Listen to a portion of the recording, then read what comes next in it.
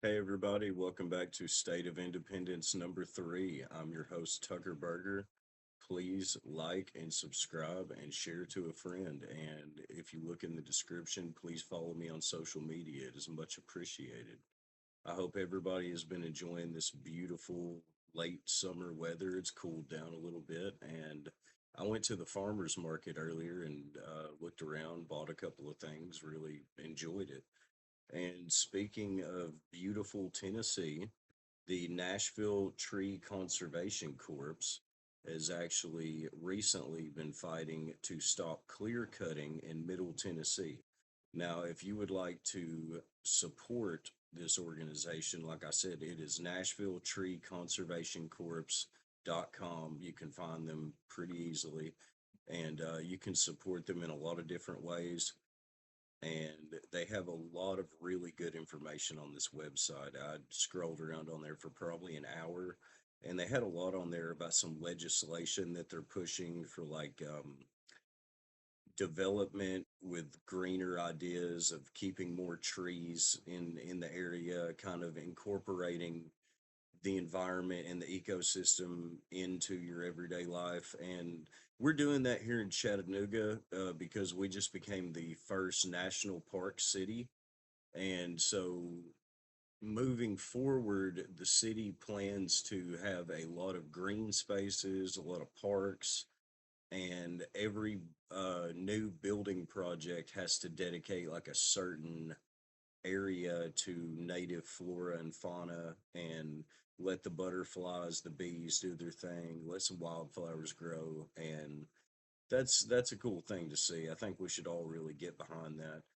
And another thing people don't really think of whenever it comes to trees and the clear cutting and all this, and it's like you're not just being a tree hugger saying, "Oh no, don't cut the tree down." No, like Tennessee has a lot of forest land, has a lot of farmland. It's a very beautiful state. I love it here.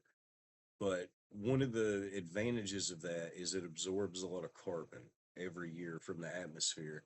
And a lot of people want to just switch to the idea and just preach about, oh, everybody should drive an electric car, everybody should use these windmills and these solar panels. And yeah, that's cool and everything. I mean, I like using a lot of that stuff. But if we switch to all of that stuff tomorrow, we wouldn't even have the transmission lines to push all of that stuff. You guys remember that scene from the show Landman where Billy Bob Thornton is telling the girl that's the attorney for the company why oil is so necessary and why it still has to be used every day and why renewable energy is lagging behind. And it's on my Instagram if you guys want to go check it out. But it either way, we're going to have to keep using oil. We're going to produce carbon that goes in the atmosphere. Here in Tennessee, we still use coal burning power plants in some places. So we want every tree and every plant that we can get. We want to keep our rivers clean.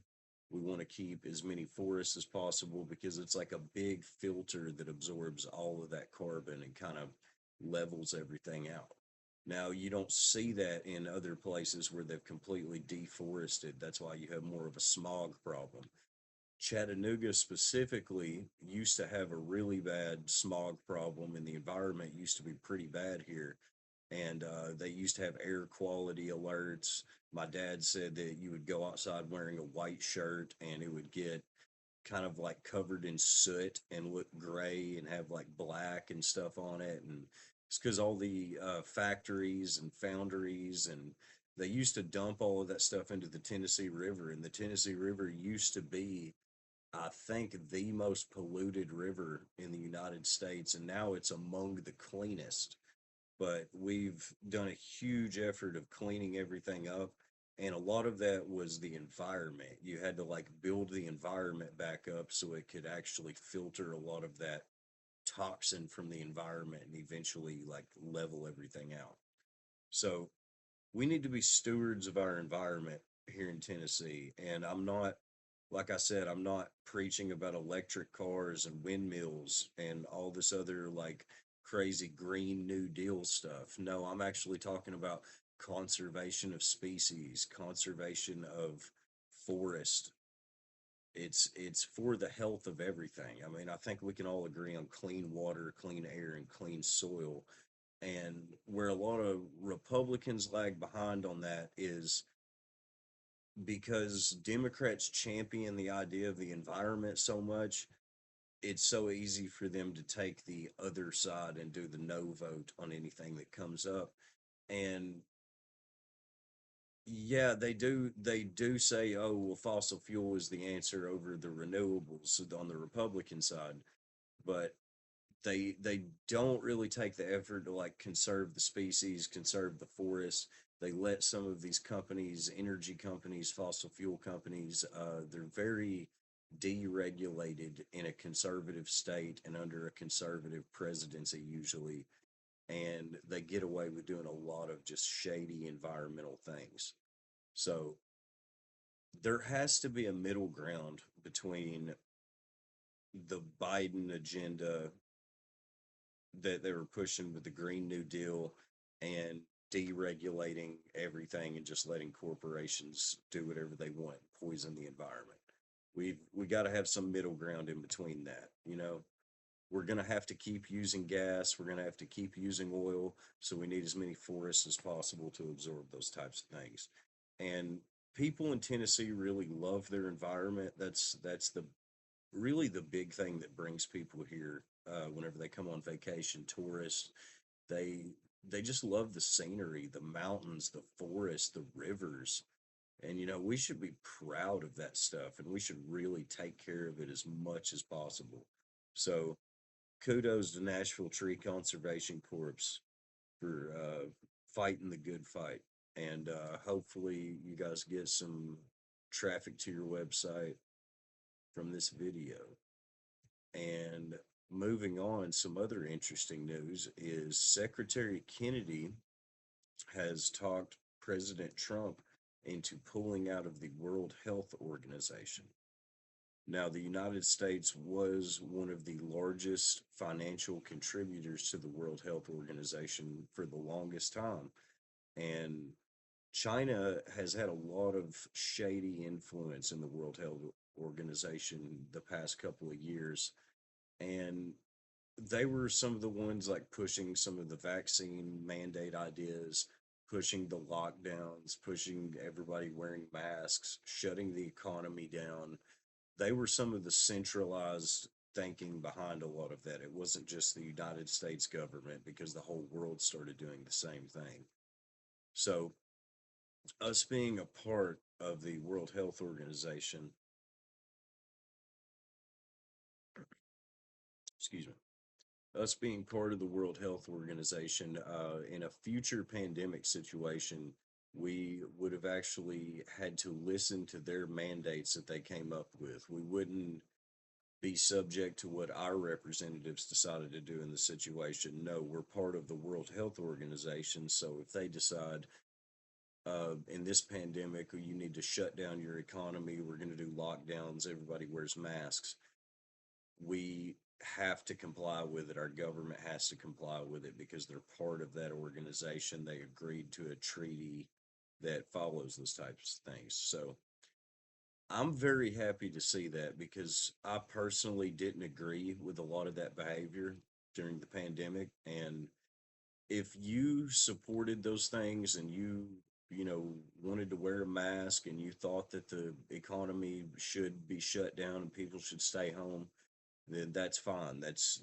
You have the right to think that. But I personally disagreed with it because at the end of the entire pandemic, they said all the people who got COVID, only 0.5% of the people that got it actually died. So I really don't see that as a justification for shutting down the economy. A lot of small businesses closed, never opened again. It did a lot of psychological damage to people that I can just still see on a daily basis because people don't go out and hang out with their friends like they used to. They stay home. They order food online and it gets delivered to their house. They don't even want to go out to dinner, and it really changed a lot of things. So And that was a weird situation. Everybody was scared of getting sick, and everybody listened to it because they're like, "Oh, I don't want to get sick, and I don't want to get my grandmother sick," was another big one. But after the whole thing was over and said and done, it really got me to thinking, and I was like, "Wow, that was really an exercise in authoritarian government." That was a trial run for them seeing how much they can get us to follow if they can just suddenly restructure our daily lives, take some of our rights away, and see if we're okay with it. Not just see if we're okay with it, see if we will start fighting each other over enforcing these new rules. Because that's what we did. We started clawing at each other outside, and it was becoming a tumultuous social situation during the pandemic afterwards, when there was a lot of riots, there was a lot of political turmoil, and yeah, it was a bad time. There were people yelling at each other because they weren't wearing a mask, which is funny because you're like literally like yelling spit particles at somebody because they're not wearing a mask. It's so much of it was really weird, but it was an exercise to see if they could get us to listen, and it worked.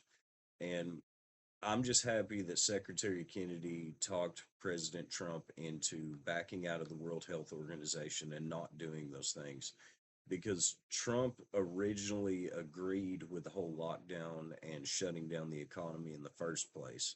He says that he got rolled by his bureaucrats and he didn't really know what to do, and his administration kind of forced it on him. But it was a bad decision either way. A lot of businesses closed, never opened again, and it was actually the largest transfer of wealth in history. There was $1 trillion that moved from the middle class to the upper class. There was a billionaire a day created during the pandemic. It was not just an authoritarian exercise, it was a financial power grab. It was almost comparable to the founding of the Federal Reserve. It's terrible, and we don't even think of it like that. We just think of it as like, oh man, you remember whenever I got COVID, and you remember whenever we had to stay inside. Like, yeah, you don't think of the deep ramifications behind some of that stuff. And yeah, I'm happy to see that. So kudos to Secretary Kennedy for making that happen. And he also pulled $500 million of funding for mRNA vaccine research. Now, the mRNA vaccine is the one that they used during the pandemic. What makes it different than other vaccines is previously a lot of vaccines had been a dead form of whatever virus, flu it is, and or a live version, dead version, whatever it is. I'm sorry, I'm not an expert on that, but it was used from that to create the vaccine, and then they had other forms of it, I'm sure. But mRNA specifically goes inside of your cell, and it changes not the DNA, but the mitochondria code. So your DNA is inside the nucleus. The mitochondria is the little powerhouse around the nucleus that charges your cells. And it goes in and it starts changing the uh, mRNA, which is like the coding sequence of your mitochondria. I know it sounds really, really complicated, but either way, at the end of it, it is technically mutating you a little bit. It is changing your DNA a little bit. And they fast tracked that vaccine because it was Operation Warp Speed under the Trump administration originally when the pandemic happened. And part of the reason they were able to make that vaccine so quickly is because, for one, it was new technology, and two, COVID had been around before. This was COVID-19, but there was another form called SARS that existed in the early 2000s. So it was a mutated form of the SARS, and many people are coming out and saying that it was mutated and weaponized from the original SARS version, and the COVID 19 was an experimental weaponized version that they were making in the Wuhan lab, which was being funded by the World Health Organization. And so there's a lot of really sketchy stuff going on there. But I don't want a vaccine that changes my DNA. So yeah, I'm glad that we pulled the funding for that. And I even remember watching an interview where one of the scientists that founded the technology for mRNA vaccines said that it was not completely safe and that it was rushed, and said that there were a lot of side effects to it and they didn't care. They were just trying to make profit. And another part of that is the $500 million. That's kind of a drop in the bucket whenever it comes to like the budget and how much we spend on a lot of stuff. But that was a lot of money that big pharmaceutical companies would end up getting for development of this vaccine because they got the contract to develop it and mass produce it and ship it out to all of us. So they took our tax money, gave a big contract to this pharmaceutical company to make all these vaccines, and they got a really nice fat check for all of their investors. They got some dividend payouts for that year.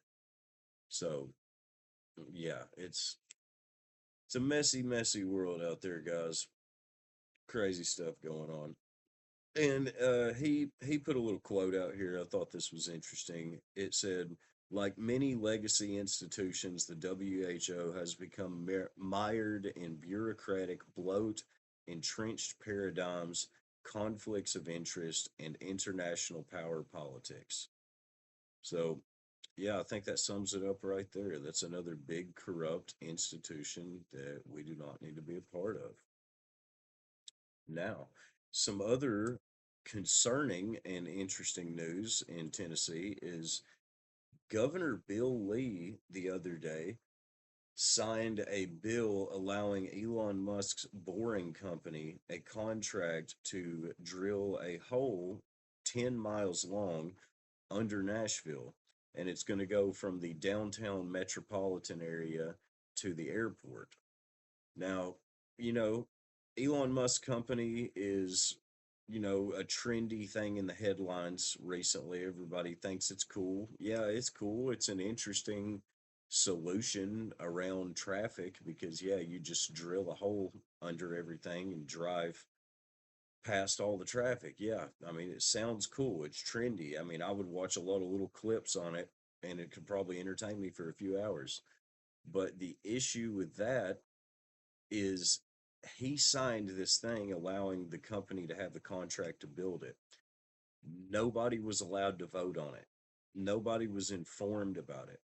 And I'm talking about including the mayor of Nashville, the representatives, the city council members.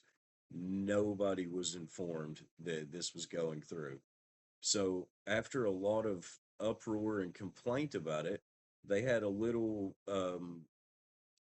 public meeting where people could voice their concerns, and everybody was saying no, no, we don't want this. There's all kinds of bad implications around it, and some of the representatives were just smirking, and or some of the conservative representatives that aligned with Bill Lee that knew this was going on were just smirking and listening to what these people were saying, and the deal had already went through. It doesn't matter how many of these people say that they disagree with it. The deal has already gone through, and they've already given Elon Musk, I think, the area of like a football field or more to start some of it downtown.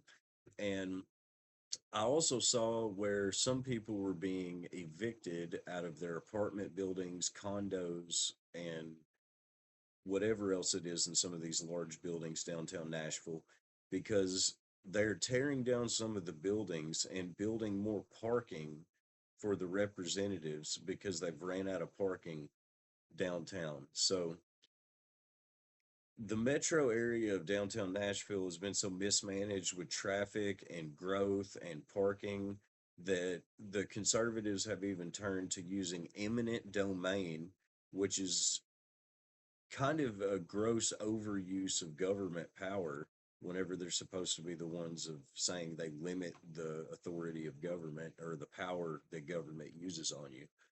But they're using eminent domain to evict some people out of these buildings, tear them down, build more parking. And some of the other side to that that just makes it terrible is the fact that last year in Nashville, the people overwhelmingly voted to support a transit referendum in Nashville where they wanted better public transportation. And the mayor proposed a plan to switch to all electric buses and have a coherent schedule and layout for all the buses that was better and more organized than what they had. And he wanted to switch to having smart traffic lights that would increase the flow of traffic and would better regulate everything, would be more up to date, and just a lot of other things that would bring the whole city up to date in the means of like making traffic better. And he proposed paying for it with adding, I think it was like half a cent on some kind of sales tax or something like that for a certain period of years. And that's not bad because the people of Nashville need public transportation. Yeah, it might be easy for some of the country music stars and some of the other richer people to get in their Mercedes or get in their Uber or whatever and then go where they need to go to the airport. Yeah, I mean, it might take them a while, but they really don't care about the public transportation solution.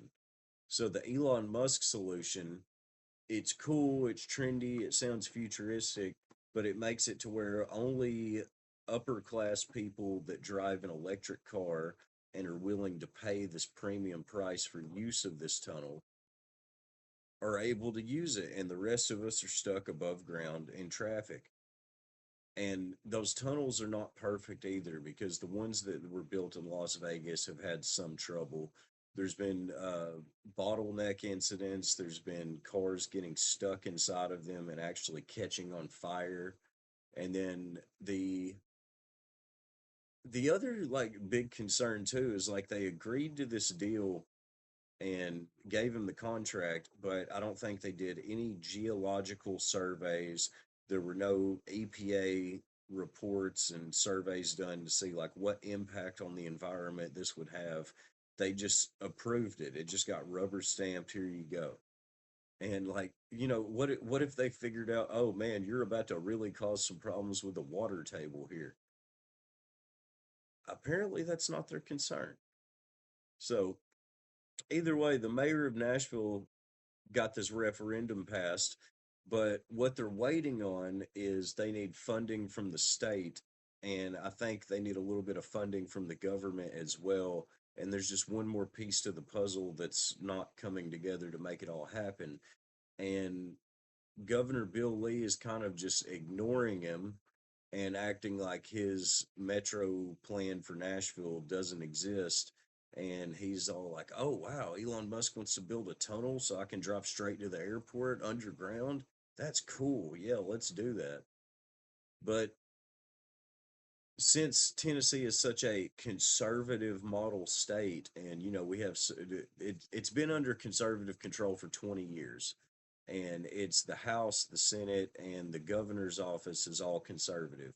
So he will not give in any way whenever it comes to a liberal city metro planning idea where it comes to you need some public funding in order to pay for some public transportation that would overall help the city.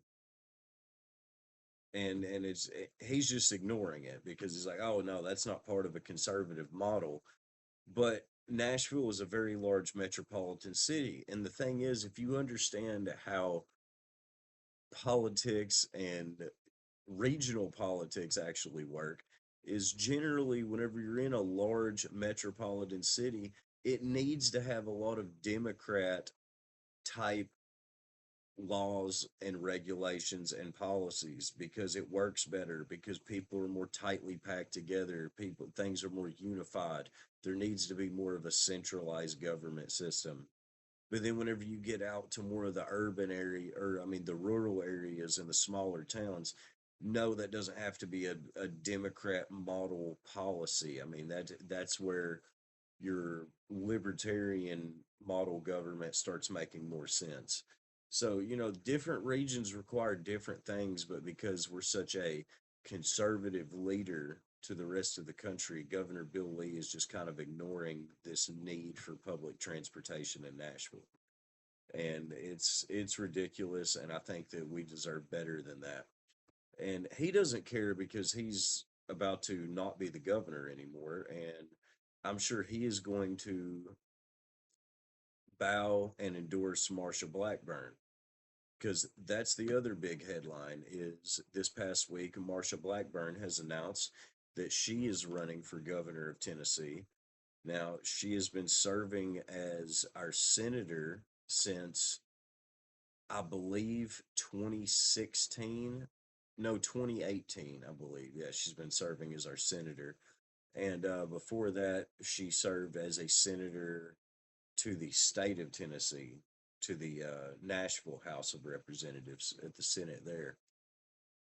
And yeah, she has announced that she's running, and she's a big Trump ally. And I talked about her last week. She gets a lot of money from APAC. She gets a lot of money from Big Pharma, and I just really don't think that's what the state needs, because she's trying to push even harder for the idea of Tennessee is the conservative leader of the country. And whenever you have conservative leadership for too long, you start to really develop some issues. And some of them are you get a wealth gap over time. It's easier to see a wealth gap happen because you've got a lot of tax cuts for the rich. It's a very deregulated, easy environment for corporations, big business, rich people, and there's not really many structured incentives or push for higher pay to a lot of middle class people. There's not a lot of growth in that area. So I mean, over time, they expect trickle down economics to make everybody wealthy, and that's never the case. That's never what happens. So after 20 years of like pure conservative control in Tennessee, the trickle down economics has not been working. You've actually seen the top 1% of wealth in Tennessee grow, and you've seen the middle class shrink. Like I said before, you have your housing that is up 170% and your income that is only up 78%. Home ownership is down. Private equity owned by investors is up. It's not a good model. That's what happens after 20 years of pure conservative control whenever they don't give into any kind of moderate middle ground ideas. And then yeah, corporations just have no regulation in an overly conservative state. And Marsha Blackburn's voting history, she has supported a lot of energy companies and fossil fuel companies. And I understand our economy runs on fossil fuel. Energy is very important, but she does not really steward the environment enough. She would rather she would rather say, "Oh, the Democrats want you to switch everything to solar panels and get rid of gas, so therefore I vote this way to support gas." And it makes you just not really think about some of the other details behind it. Some of those companies have very low regulations on what they put in the air, what they end up dumping in the rivers, and even what is it? I think Tennessee American Water here in Tennessee has gotten in trouble for putting leaching certain chemicals into the water, like PFAS.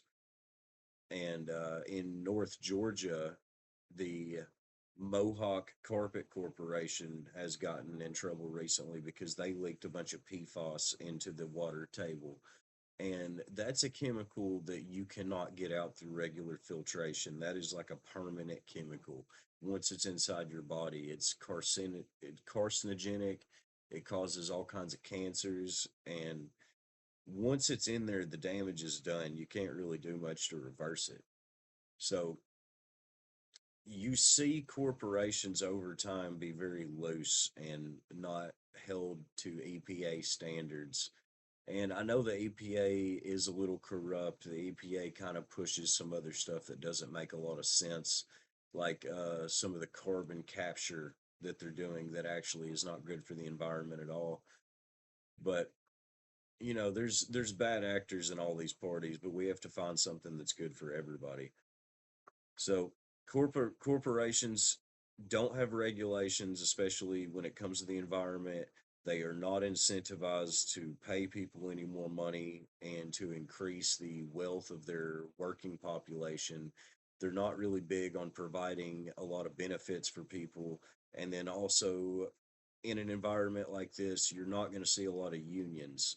Unions have become weaker and weaker in this country over time, and it used to be something that was championed by the Democrat Party, and they have slowly eroded all of their support away almost. And some of the union reps have like endorsed Trump and other stuff like that in the last election, but at the end of the day, nobody's really supporting the unions or the labor rights, and somebody has got to be the voice of the middle class working person that is having a hard time paying bills, that's having to put Christmas on a credit card. And you're not seeing that in a state where conservatives have had control for 20 years and the corporations are not regulated and the wealth gap is growing and there's not much of a social safety net and there's no support for public transport. Come on. I've been to Nashville many a times. It's a headache trying to get around there. You guys got to do something about that. Crazy stuff, guys.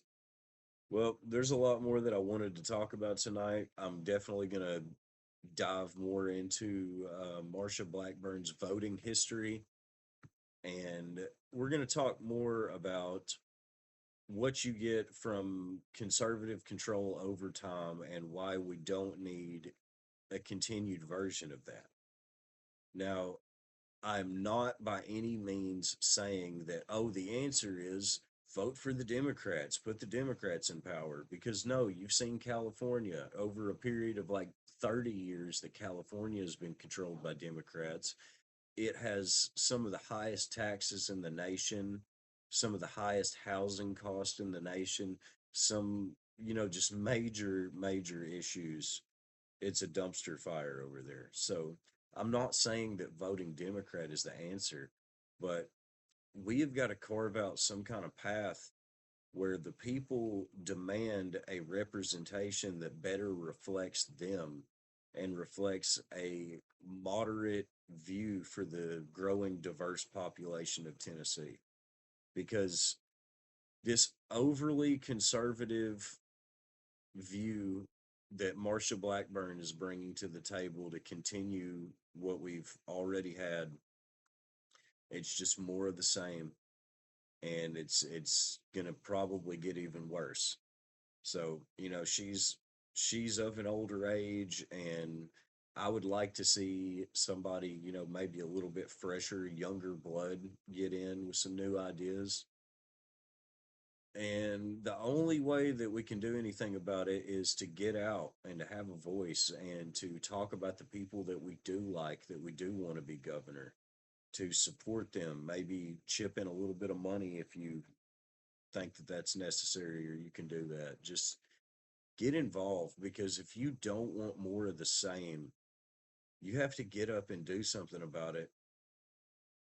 If you keep doing more of the same, you're going to get more of the same. and do your own research. Don't be propagandized by these parties. Don't buy into all this fear of saying, like, oh, yeah, if you don't vote for me, then all of this terrible stuff is going to happen, because that's been working for years. We've got to break out of that cycle, guys. You gotta do your own research. So don't buy into it. And I'll leave you with this quote. Some old guy told me one time, believe none of what you hear and half of what you see. So good night, guys. Have a good one.